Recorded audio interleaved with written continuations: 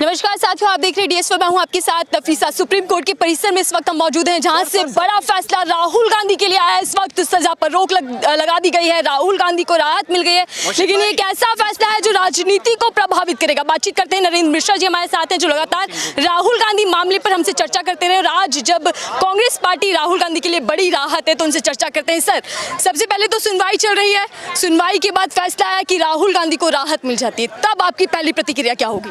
देखिए, मैंने आपको पहले से DS4 न्यूज़ वालों को पहले दिन से मैं बधाई दे रहा हूँ, और पहले ही दिन बोला है कि 307 का केस नहीं है, ना 302 का मर्डर का केस है, ना कोई क्रिमिनल ऑफेंस है। ध्यान रखिए, ये एक डिफॉर्मेशन का केस है, और कोर्ट ने यही बोला है। दोनों चीज़ें जो कोर्ट के द्वारा बोली गई उससे मेनली यही है कि आप पहले ये बताइए कि 2 साल की जो मैक्सिमम कन्विक्शन होती है, 2 साल में आपने 10 दिन में नहीं दिया, 15 दिन नहीं दिया, महीने नहीं दिया, आपने पूरा 2 ईयर्स का कंप्लीट कर दिया स्लैब से। तो ये कैसे है, पहली चीज़। दूसरा, कोर्ट ने यह भी बोला है कि आपकी कोर्ट बहुत स्लो है। कम से कम आपकी कोर्ट तो 2-2 साल क्या कहते हैं 2 महीने बाद जो है तो ऑर्डर पास कर रही है। तो आपका कोर्ट, और वो भी 156 या 150 पन्ने का आपने ऑर्डर पास किया है। मैंने आपको बार बार बोला है कि ट्रायल कोर्ट ने इस चीज़ को ज़रा भी नहीं कंसीडर किया है कि लर्नेड कोर्ट को क्या करना चाहिए, क्या नहीं करना चाहिए। और इसके साथ में डिफॉर्मेशन की केस कहाँ लागू होती है, कहाँ नहीं लागू होती, इस पर इन्होंने, मैं आपको बार बार जिन चीज़ों को ग्राउंडों को बात किया है, वही ग्राउंड पर कोर्ट में आज आर्गूमेंट हुआ, और कोर्ट ने इस चीज़ को कंसीडर किया कि ये चीज़ ऐसी नहीं होनी चाहिए, ये इलीगल था। और इसके साथ में उन्हें पूरा हमारी जो पिटीशन थी उसको ग्रांट कर लिया है, और लिबर्टी दे दिया राहुल जी को, और इससे प्रोसीडिंग कर दिया है। जो बात राहुल गांधी खुद लगातार कह रहे हैं कि कानूनी प्रक्रिया का दुरुपयोग किया गया उनकी इस पूरे मामले में, और यही चीज़ कोर्ट की ओर से भी कहा गया है कि 2 साल की अधिकतम सजा जो सुनाई गई, उस पर सवाल या निशान तो खुद सुप्रीम कोर्ट खड़ा कर रहा है। ऐसे में क्या कहेंगे कि पूरा मामला राजनीति प्रभावित था? Exactly, this is the kinds of the political games. And मैंने आपको फिर से बोला है और दोबारा फिर बोल रहा हूँ कि राहुल गांधी एक प्राइम मिनिस्टर के दावेदार हैं, और वे बहुत बड़े कांग्रेस के राजनेता हैं। उनको डिफेम करने के लिए बीजेपी ने इस तरह से प्रोपोगंडा और एलिगेशन चलाया था, जो आज कानूनी दायरे पर रह करके वो ख़त्म हो गया, और पूरे भारत देश के सामने ये चीज़ आज कंसीडर हो गई कि इसमें कुछ भी नहीं था, बेसलेस केस था, जुडिक्शन कहीं का है, मैटर कहीं का है। अभी तो मुझे इसमें भी शर्म आ रही थी कि अभी क्या उसमें राफेल का भी केस, इसमें राफेल के केस को भी कंटेक्ट कर रहे हैं, उसमें क्या उसका लेना देना है? Rafale is the different part of the matters. ये डिफेम का केस है,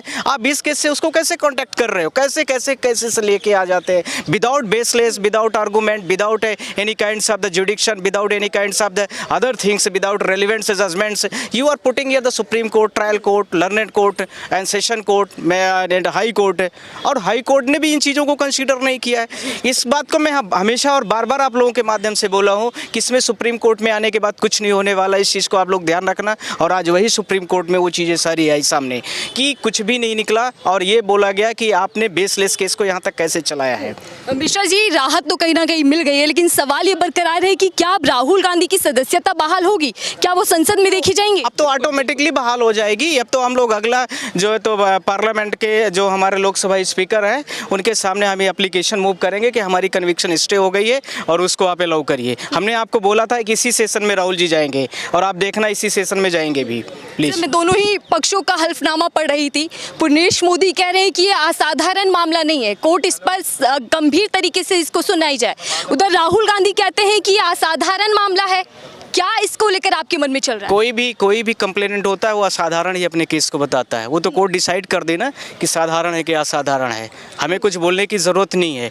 कोर्ट के जजमेंट की बातें मानी जाएंगी, कोर्ट ने जो ऑर्डर किया है वो माना जाएगा, और जो ऑर्डर में अपलोड होके आएगा वो चीज़ें मानी जाएंगी, न कि पुर्णेश मोदी क्या कह रहे हैं या उनके साथ में जो कंसर्न लर्नेड ब्रदर्स उनके आ रहे हैं वो क्या कह रहे हैं, उससे कोई फ़र्क नहीं पड़ता है। जो जजमेंट में आया है चीज़ें, वो चीज़ें मानी जाएंगी, प्लीज़। सर, राहुल गांधी की अगर हम बात करें, क्या वो चुनाव लड़ पाएंगे? क्योंकि 2024 का चुनाव नजदीक। तो चुनाव की बात ही खत्म हो गई। आपको मैंने उस दिन भी बोला, आप उसी चीज़ को क्यों बोल रहे हैं? दोनों चीज़ों को लेकर के मैं क्लियर कर रहा हूँ आप लोगों के माध्यम से पूरे इंडिया के लोगों को।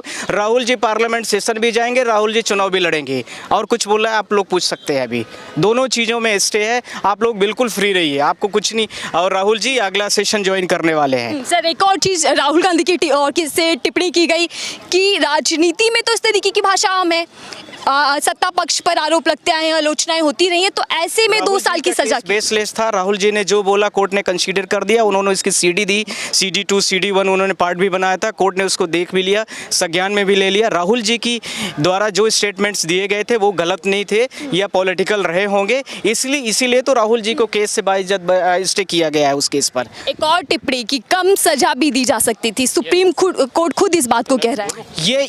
ये तो मैं आपको पहले दिन से ही बोल रहा हूँ कि मैक्सिमम 2 मंथ्स का 2 इयर्स का जो कन्विक्शन है, ऐसे आप तो 302 के मैटर में भी देखते होंगे, 307 के भी मैटर में देखते होंगे आप, या और भी बड़े ऑफेंस सीनियस क्राइम के हैं, कंजाइबल्स नॉन कंजाइबल्स ऑफेंस, उसमें मैक्सिमम डेज तक आपको कैसे दे दिया आपने? इतना बड़ा मैटर तो था नहीं इसमें, तो इसी चीज को लेकर के हमने बोला हुआ है। मोदी सरनेम पर बवाल होता है, लेकिन सुनवाई के दौरान एक और चीज जो बाहर निकल एफिडेविट को आप उनके एफिडेविट को अपलोड कर लेंगे पब्लिक डोमेन्स में, आपको खुद पता चल जाएगा जो पूर्णेश मोदी हैं उनके टाइटल्स क्या क्या रहे हैं और उनके कैसे टाइटल बना करके उन्होंने मोदी बनाया हुआ है। आप लोग उनका affidavit upload documents public domain में है, आप लोग उसको चेक कर लीजिए। पूर्णेश मोदी कैसे करके राहुल को डिफेम करने के लिए यहाँ तक आए हैं, ये सब आप चीजें आप लोगों को अपलोड कैसे मोदी आए हैं। में ये भी कहा गया पूर्णेश मोदी की ओर से कि राहुल गांधी व्यक्तिगत तौर पर मोदी से नफरत करते हैं, इसलिए मोदी सरनेम का अपमान किया। ये भी तो बड़ी टिप्पणी की गई। राहुल जी का जो स्टेटमेंट था कोर्ट में भी बोला गया और दोबारा मैं फिर बोल रहा हूँ,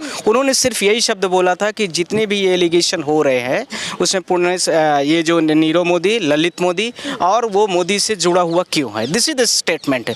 उसने न पूर्णेश का बोला गया है न किसी और का बोला गया है, तो आप पूर्णेश भी लेके कैसे आ गए? ऐसे कैसे हो गया? ये देखिए मैं फर्स्ट डे से आप लोगों के माध्यम से बोला हूँ कि this is not kinds of the case of the 302 307 and other types of the offence, this is the case of the only deformations. ध्यान रखना, मैंने आपको कुछ बोल दिया, आपने मुझे कुछ बोल दिया, उसको लेकर के मैक्सिमम कन्विक्शन कभी हुई है? लेकिन मैं माफी नहीं मांगूंगा, इससे क्या दर्शाने की कोशिश, क्या अहंकारी है राहुल गांधी? मैं गलत नहीं हूँ, दिस इज ऑलरेडी से this statement recorded before the court honesty this honourable court कि हम लोग ऐसे गलत नहीं है, यदि हम गलत हैं तो हमें कन्विक्शन होगी।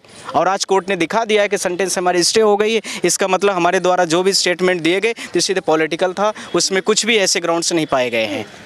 लेकिन जिनका नाम लिया गया उनमें से किसी ने शिकायत नहीं करी, किसी ने मुकदमा दायर नहीं किया। मोदी सरनेम का आपको मैंने कितनी बार बोला है, जिस दिन से मैटर राहुल जी का चल रहा है उसी दिन से मैं समझा रहा हूँ कि 3 लोगों का नाम लिया गया, उन 3 लोगों के बारे में ही बोलना चाहिए, वही कंप्लेनेंट बन सकते थे।